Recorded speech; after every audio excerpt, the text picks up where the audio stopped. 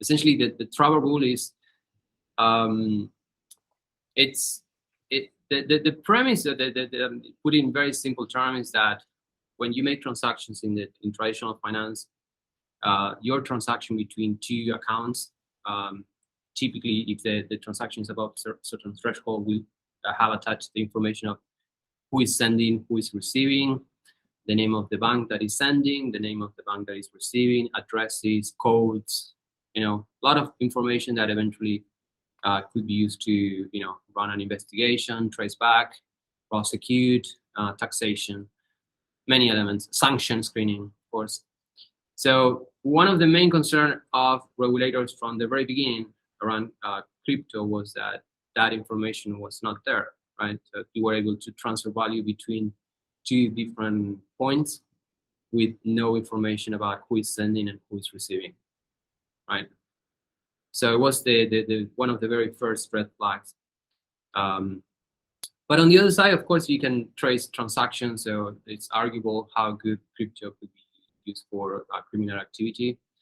But anyway, from the travel rule point of view of what we're talking about now is essentially is the way that the industry is trying to mimic what happened in the traditional financial industry, and it's about sending attached the information of the parties involved in the transaction, right?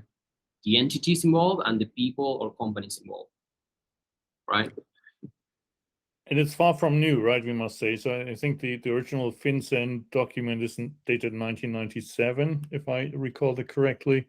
And of course, all of that kicked into high gear after the 9/11 terrorist attacks, when the Americans especially started putting on the screws in the traditional financial system. So it's been with us for quite a while.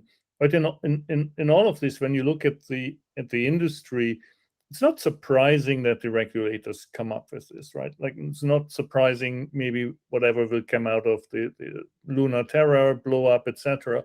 And what's mind-boggling it is the utter inability of the industry to organize themselves in some self-governance type of way to say we preempt the regulator as an external entity coming up and will try to define some best practices for our industry to prevent that external interference. And it took whatever 10 years for the regulators to finally get their act together, but they're coming, and they have a long arm, right? So there's probably stuff that will still pop up from whatever 4 or 5 years ago that they find. The common people might just be too small to be pursued, but this was entirely foreseeable. And I mean, that it's coming again is good for you and your business, and it lifts the whole industry up to a different standard, but surprising it is not. Yeah, I mean, there are some reasons why this probably didn't happen before. First, I mean, I can list a few, but there is a technical challenge, right? So blockchain was not designed to contain information of the sender and the beneficiary, right? It was built for different purpose, right? It was maybe like an experiment or very well. So now this is kind of a like, I don't know, like a patch, like, okay, let's see if we can make it work, because essentially the data of the parties flows in a parallel channel, right? So the transaction will happen through blockchain, public blockchain, but the data will flow through a different protocol.